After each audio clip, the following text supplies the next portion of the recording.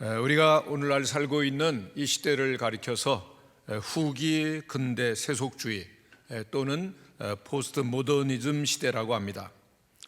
이 시대의 가장 중요한 핵심은 한마디로 말하면은 인간은 자유로운 존재라고 하는 것입니다.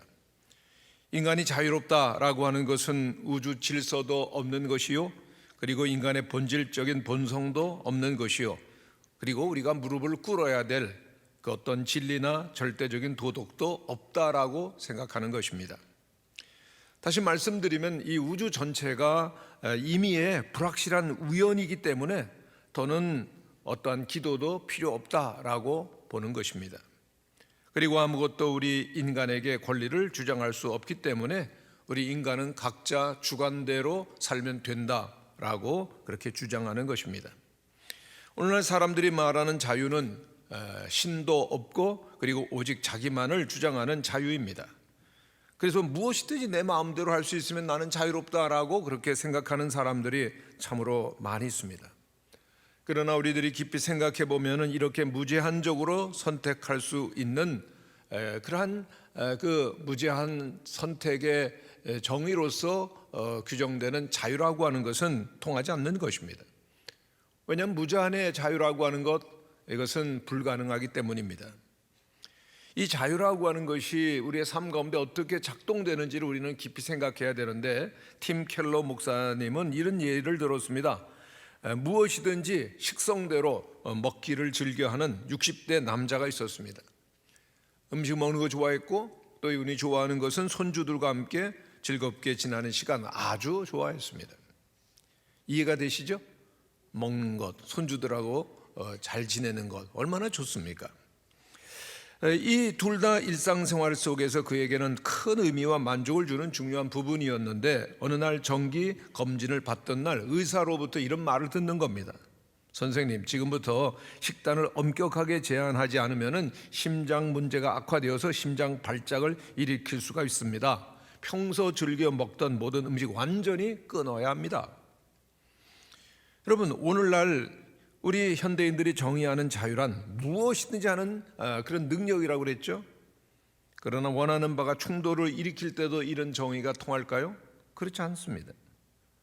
당연히 이 남자는 병들어서 알아눕거나 죽고 싶지 않습니다. 왜냐하면 그러면 손주들과 함께 지내면서 그들이 자라가는 것 지켜볼 수가 없기 때문입니다. 동시에 그 음식 먹는 것, 그걸 제한하고 싶은 사람 누가 있겠어요? 큰 위안과 행복을 주는 음식 먹는 것 끊기가 싫은 겁니다. 그러나 이제 선택을 해야 됩니다. 식단을 제한하거나 아니면 건강을 지키거나 한쪽의 제약을 받아들이는 것, 둘 다 가질 수는 없기 때문인 것입니다. 그런데 이 경우에 있어서 선택은 그렇게 어려울 것 없다고 보아집니다. 사랑의 관계를 유지할 수 있는 자유를 원하는 그는 식성대로 먹는 자유를 포기하면 되는 것이죠. 그러면서 팀 켈러 목사는 이런 얘기를 하고 있습니다. 우리의 자유가 커지면 결국은 자유를 잃고 마는 것을 잊지 말아야 됩니다. 마음대로 할 수 있다고요? 우리 인생이 무너지는 것입니다. 자유라고 하는 것은 정말 마음대로 하는 것이다 라고 하는 것에 대해서 그 어떤 근거도 있을 수 없다라고 하는 것을 말해주는 것이죠. 이에 대한 기독교의 해법이 있는데 그것은 하나님의 법입니다. 성도 여러분, 한번 따라해 주시기를 바랍니다. 하나님의 법. 하나님의 법이 있는 것입니다. 오늘 본문 1장 25절에 보면은 하나님의 법은 자유롭게 하는 온전한 율법이라고 그랬습니다. 하나님의 율법 안에 있을 때 우리가 자유롭다라고 하는 것입니다. 그래서 우리가 주님을 믿고 주님 안에 있으면 기쁨이 넘치죠. 왜냐하면 하나님의 뜻은, 하나님의 율법은 우리에게 무겁고 힘든 것이 아니라 우리에게 영원한 생명과 행복을 주는 것이기 때문입니다. 하나님을 섬기며 사는 것이 우리 인간의 도리요 진정한 자유라고 하는 뜻입니다. 그리고 이것을 경건이라고 말하는 것입니다.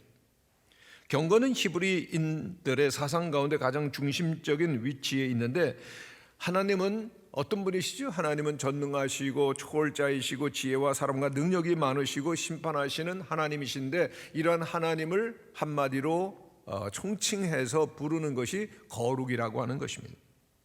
우리가 하나님께 대한 신앙 고백 한마디로 하나님은 거룩하시다라고 하는 것입니다.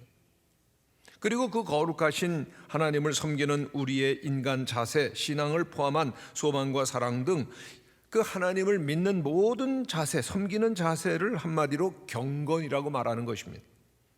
경건은 하나님께 기도하는 것만이 아닙니다. 우리의 모든 삶까지도 포함하죠. 성경 공부를 하는 것만이 경건이 아닙니다. 가정과 경제와 물질 생활을 다 포함해서 이 모든 것들이 다 경건이라고 하는 것입니다. 경건이는 바로 하나님 앞에서 단순하게 신비롭다라고 하는 말이 아닙니다. 행함을, 우리의 삶을 떠난 경건은 있을 수가 없는 것입니다. 그래서 기도를 많이 한다고 경건하다고 할 수 없는 것이고, 경건이라고 하는 것은 우리의 실제 생활과 영적인 생활이 함께 가는 것입니다. 하나님을 두려워하고 동시에 하나님을 사랑하고 하나님을 믿는 삶이 경건이죠. 즉 하나님 앞에서 항상 살아가는 것이 예배 때뿐만 아니라 모든 삶을 하나님 앞에 사는 것이 경건이라고 하는 것입니다. 게리 콜린스라고 하는 사람은 그의 책 파워 리더라고 하는 책 가운데서 개개인은 살아가면서 3명의 관람객들 앞에서 공연을 한다고 그랬습니다. 우리는 공연을 하는 배우와 같다는 거죠. 그런데 우리를 바라보는 관람객은 첫 번째 나 자신이라는 겁니다. 두 번째는 다른 사람들이요, 그리고 세 번째는 누구일까요? 하나님입니다. 우리는 계속해서 우리 자신을 스스로 평가하지 않습니까? 또 뿐만이 아니라 다른 사람들이 우리를 바라보며 평가를 하게 됩니다. 그리고 또한 하나님께서는 항상 우리의 삶을 주목해 보고 계십니다. 오늘 이 3명의 관람객 우리 모두에게 가장 중요합니다만은 그 중에서 가장 중요한 관람객은 누구이실까요? 하나님이십니다. 성도 여러분, 우리들이 그 관람객을 무시하고 마음대로 산다라고 할 것이면은 참되고 풍성한 삶은 끝나 후회와 슬픔과 불행이 가득한 절망스러운 인생으로 끝나게 되는 것입니다. 그래서 하나님 앞의 삶, 경건의 삶이 중요한데, 그러면 경건에 이르기 위해서 필요한 것은 무엇입니까? 첫 번째는 경건의 삶을 우리들이 이루어가려고 하면 자신을 비워야 합니다. 오늘 보면 야고보서 1장 21절에 보면은 그러므로 모든 더러운 것과 넘치는 악을 내버리고 라고 말씀하고 있습니다. 우리에게는 목표가 있죠. 경건이라고 하는 것은 결국은 예수님을 닮은 예수님의 제자가 되는 것인데, 하나님 앞에서의 삶을 온전히 사는 것인데, 그리스도 안에서 이렇게 완전한 자가 된다라고 아주 높은 목표가 우리에게 있는 것입니다. 지극히 높은 목표. 그래서 성숙한 그리스도인이 되어져 가는 것이 경건이고 우리 그리스도인들의 목표가 되는 것입니다. 성도 여러분, 에베레스트 산 그 높은 세계 최고봉을 오르는 사람이 준비하는 것과 그냥 여기 도봉산을 오르기 위해서 준비하는 사람의 자세가 다르죠. 우리들이 오늘 나 자신에 만족하지 아니하고 최고로 높으신 예수님을 닮아가기 위해서는 우리들이 그렇도록 존귀하고 성숙한 그리스도인이 되기 위해서는 우리의 삶의 자세가 달라야 되는 것입니다. 그런데 이렇게 예수님을 닮으려고 하면은 먼저 우리에게 필요한 것이 있는데, 먼저 우리 자신을 비워내야 되는 것입니다. 철저히 버릴 것 버리고 내버려야만 주님은 우리 마음에 오실 수가 있죠. 그래서 헨리 나우엔이라고 하는 영성가는 이렇게 말합니다. 하나님 앞에 있는 시간은 무엇인가? 그것은 자신을 비우는 시간, 그리고 채우는 시간이라는 얘기입니다. 나를 비워내어야만 하나님으로 우리가 채울 수 있다라고 하는 것이죠. 그렇습니다. 날마다 경건함으로 산다라고 하는 것은 날마다 내를 내려놓고, 그리고 내 마음속에 있는 거짓과 욕심을 싹 비워내고, 그리고 예수님의 마음으로 채워질 때 성숙한 그리스도인으로 되어지는 것입니다. 철학자 파스칼은 그의 저서 팡세에서 이렇게 말합니다. 인간은 천사도 아니고 짐승도 아니다. 그러나 불행한 것은 인간이 천사처럼 행동하려고 생각하면서 실제로는 짐승처럼 살아가고 있다는 것이다 그랬습니다. 여기에 갈등이 있죠.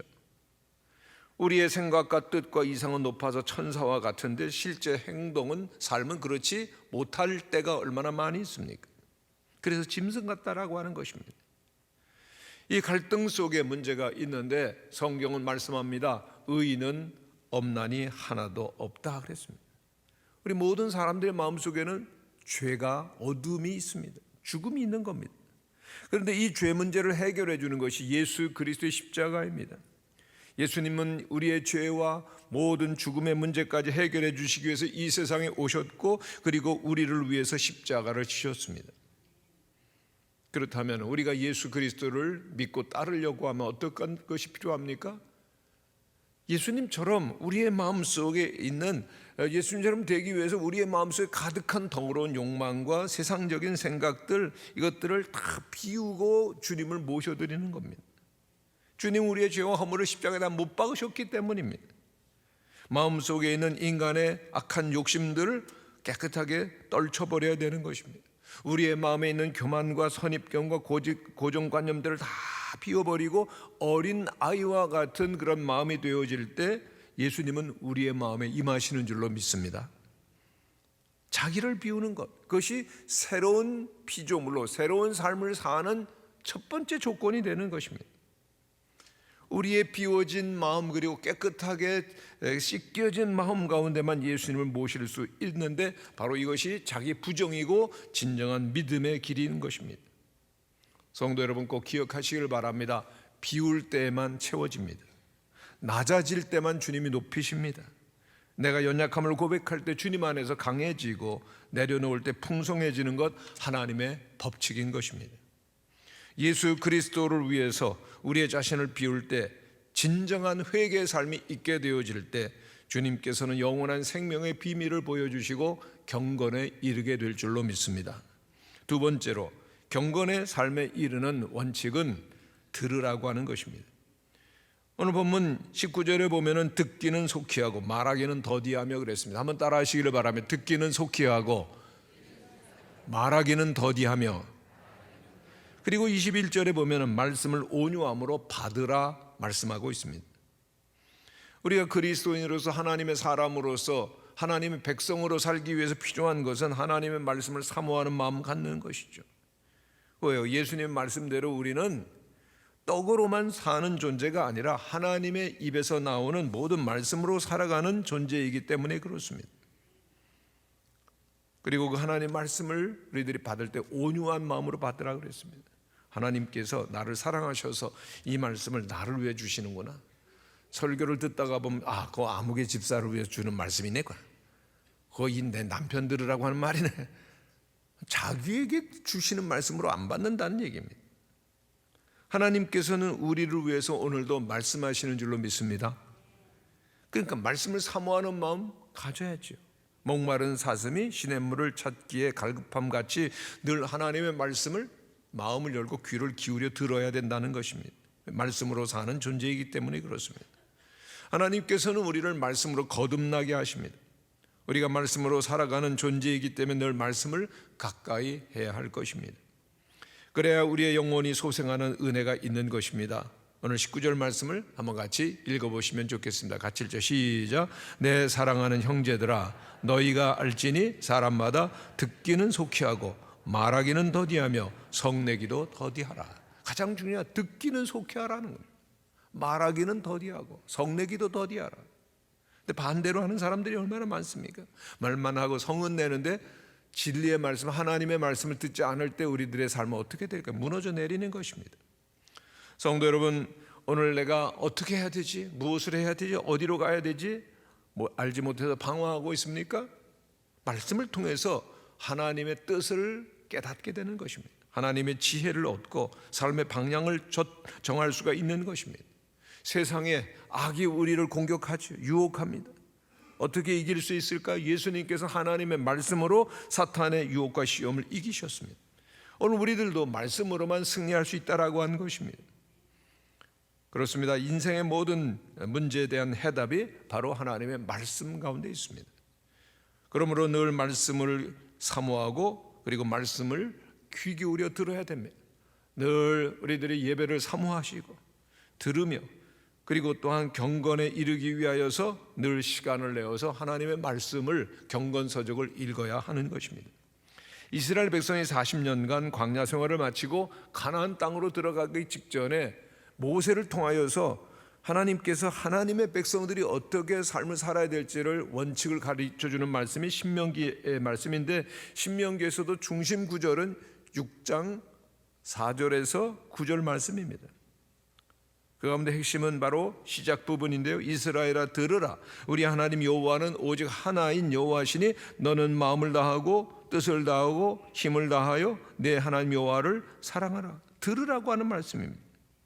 유대 부모들은 자녀들에게 날마다 이 말씀을 가르치는 것입니다. 먼저 하나님의 말씀을 들으라는 것입니다. 그리고 그 하나님을 믿는 믿음을 교육하는 것입니다. 그럴 때 세계 가장 영향력을 끼치는 우수한 민족 유대 민족이 생기게 되는 것이죠. 성도 여러분, 하나님을 믿고 섬기는 일에 최선을 다하시기를 바랍니다.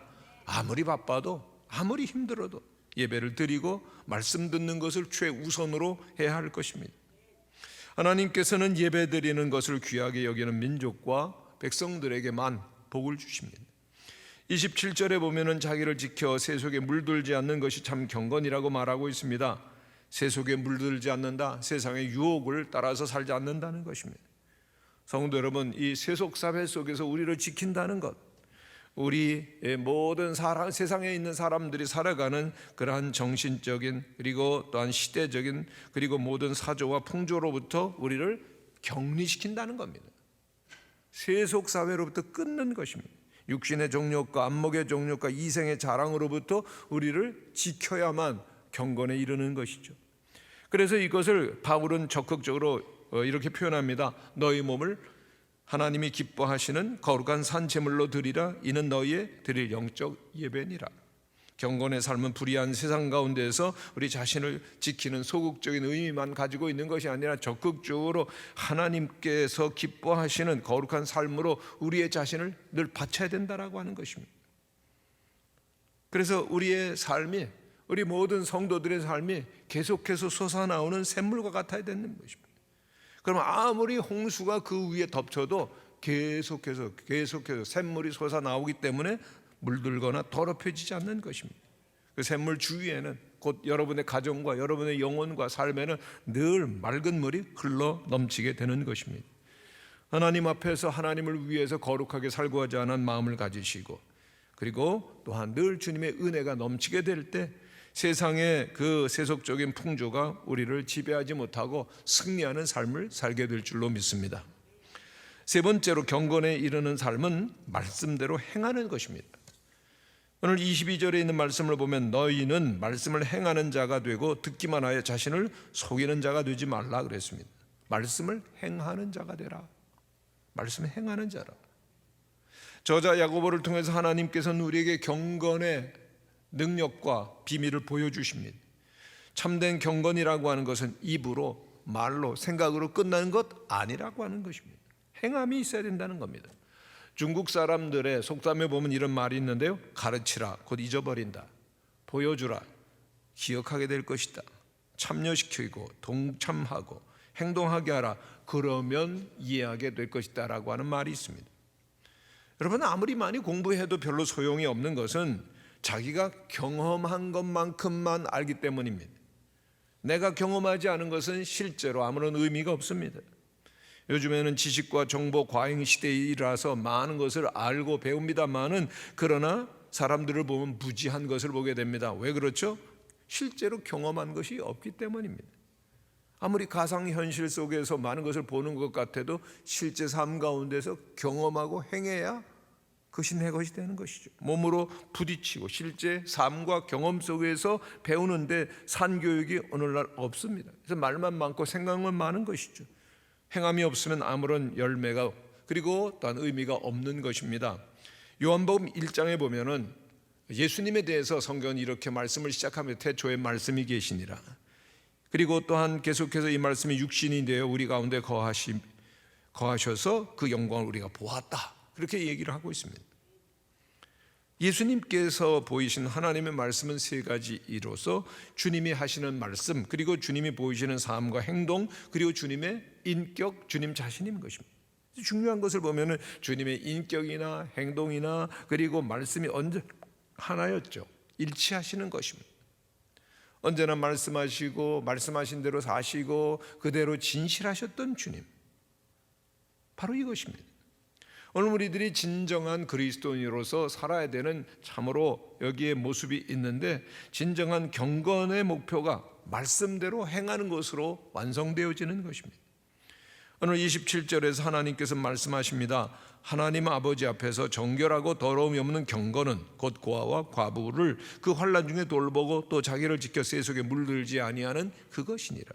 하나님 앞에서의 참된 정결, 경건함이 있다고 그랬죠. 어떤 분은 믿는다는데 헛된 경건도 있다라고 말씀합니다.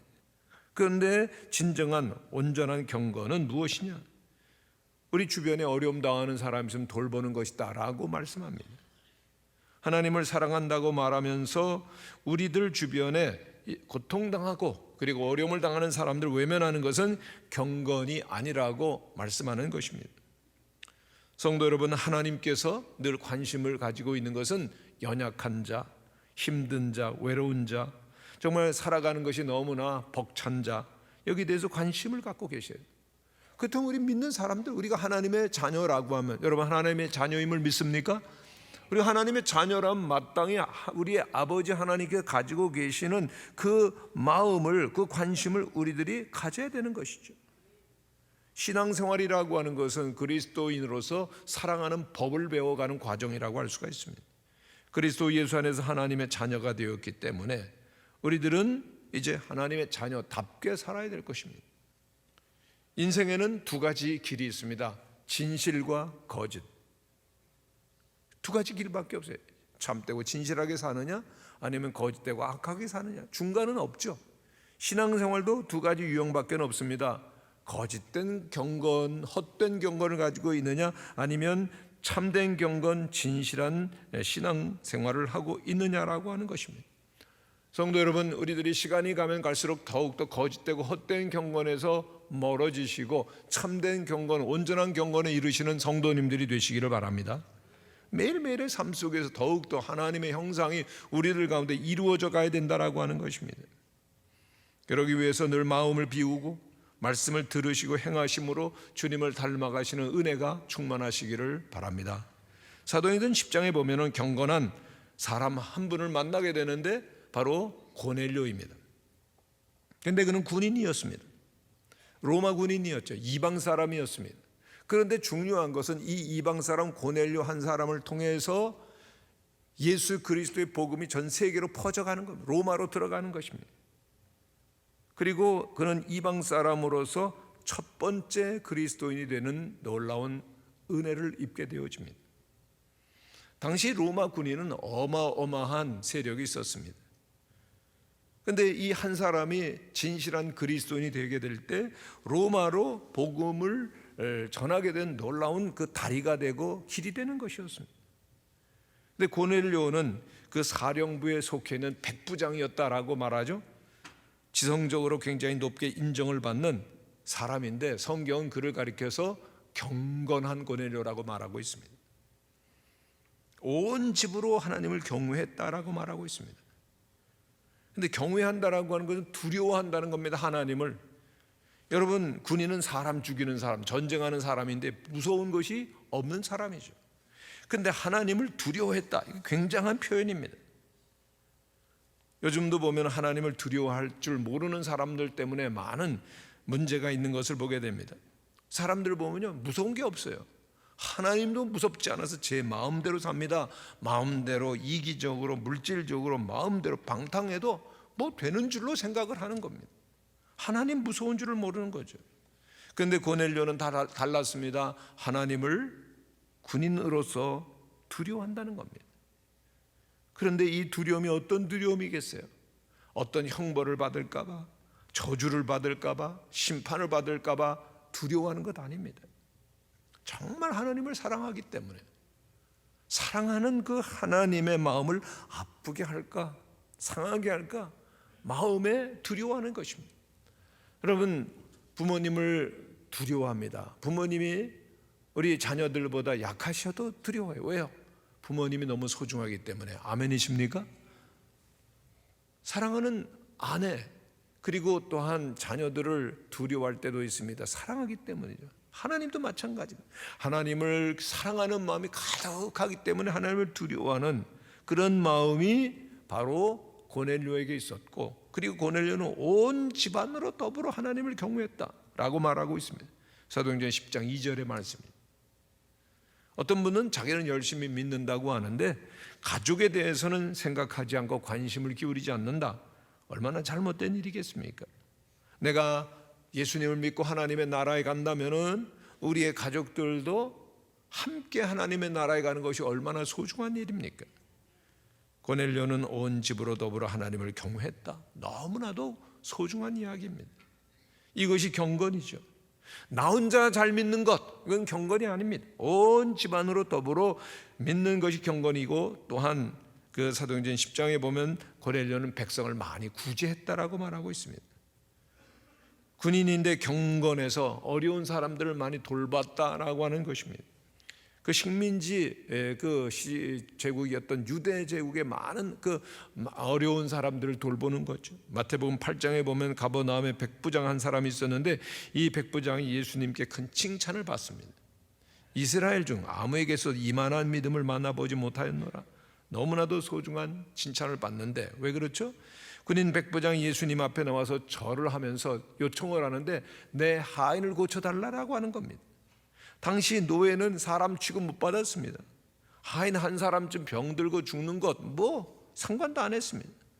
그것도 그럴 것이 로마 인구의 3분의 1이나 되는 퍼센티지한 노예였기 때문에 그들 다 인간 취급을 못 받았습니다.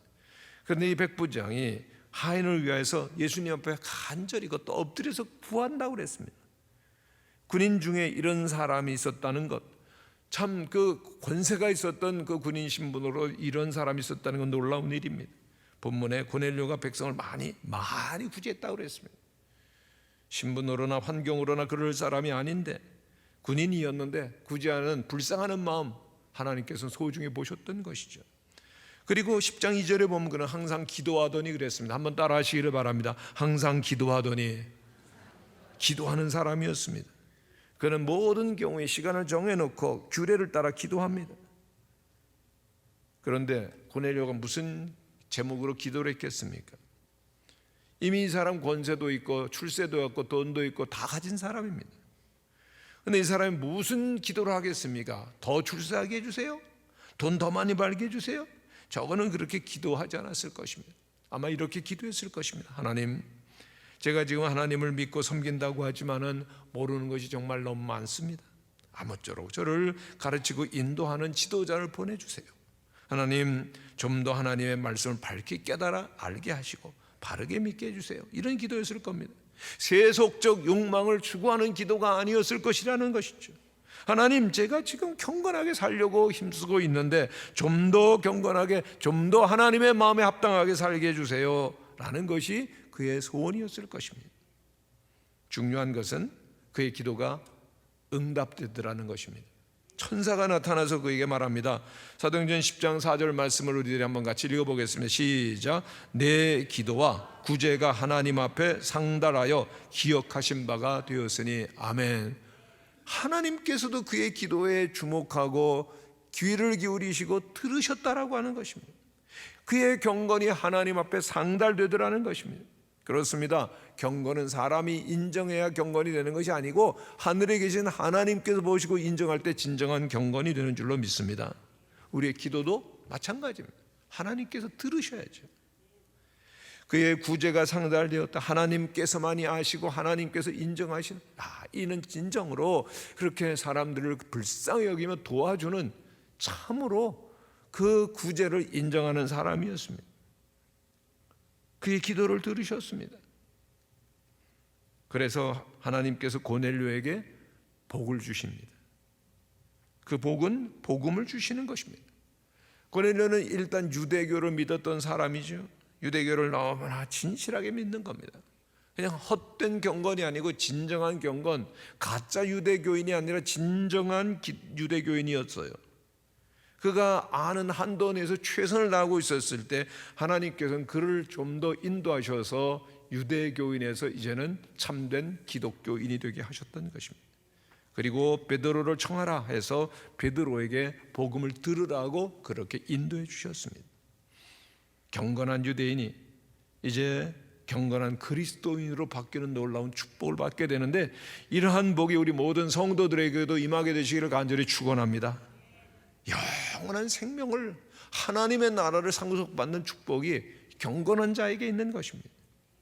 늘 기도하고 구제하는 이 고넬료를 보면서 우리는 우리가 닮아야 될 예수님을 다시금 생각해 봅니다. 예수님은 어떻게 사셨어요? 예수님은 기도가 삶이 없고 습관이었습니다. 예수님은 뭐 기도할 이유가 없으실 수도 있었고 기도하지 않으셔도 됐을지 모르지만은 예수님의 삶은 한마디로 기도하는 삶이셨죠.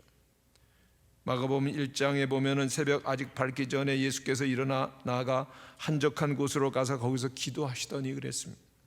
누가복음 6장에 보면 이때 예수께서 기도하시러 산으로 가서 밤이 새도록 하나님께 기도하시고 그랬습니다. 마태복음 14장에 보면 무리를 보내신 후에 기도하러 따로 산에 올라가시니라. 저물매 거기 혼자 계시며 밤을 새워서 산에서 새벽에 늘 기도하시는 환경을 주님은 만드시는 것입니다. 장소를 옮기시고 시간을 만드셔서 기도하십니다. 사람들은 막연히 기도해야지 생각하고 그런 기도의 그 시간과 환경이 없다라고 생각합니다만은 아닙니다. 따로 떼어 만드는 것입니다. 우리의 일상생활 속에서 늘 하나님을 기억하는 것, 우리의 영혼의 초점이 하나님께 맞춰지고 그리고 늘 기도하시는 성도들이 되시기를 간절히 축원합니다. 삶을 살아가면서 잘 되는 것 같을 때도 오히려 내면적으로는 어려운 일들이 훨씬 더 많을 수가 있습니다. 주님께 우리 모든 것들을 내려놓는 것, 그것이 기도인 것이죠. 주님께서 저를 불쌍히 여겨 주옵소서. 저는 주님이 필요합니다. 그렇게 주님 앞에 나가는 자를 만나 주시고 그리고 그 주님과 함께하는 시간을 통해서 우리들은 주님을 닮아가는 경건한 하나님의 사람들이 되어지는 것입니다. 시편 32편에 보면 이런 말씀이 있습니다. 모든 경건한 자는 주를 만날 기회를 얻어서 주께 기도할지라. 경건한 사람은 매일 기도의 동산에 오릅니다. 기도를 하루로 시작하고 모든 일을 기도로 시작하고 하나님께 모든 것을 의논하는 자인 것입니다. 기독교는 기도로 시작되었고 복음 전파도 기도로 시작이 되었습니다. 우리가 주님의 사랑을 받고 은혜를 받은 것처럼 이제 해야 될 일은 우리가 기도하는 것입니다. 우리의 영혼들, 이웃의 영혼들을 위하여서 불쌍히 여기면서 그들을 위해서 기도하고 사랑을 베풀고 주님의 복음을 전하는 하나님의 사람들 되시기를 간절히 축원합니다. 초대교회 지도자였던 예수님의 형제 야고보는 얼마나 기도를 많이 했던지 그의 무릎이 낙타 무릎처럼 굳어졌다고 그러죠. 하나님 앞에 늘 엎드려서 무릎을 꿇고 나가는 삶을 살았던 결과입니다. 낙타 무릎과 같았다. 특별한 때만 기도한 것이 아니라 매일 일상생활에서도 기도했었던 것을 의미하는 것입니다. 새벽을 깨워 기도하시고 아니 하루 종일 기도하시고 늘 주님 앞에서 살아가시는 경건한 성도들 되시기를 간절히 바랍니다.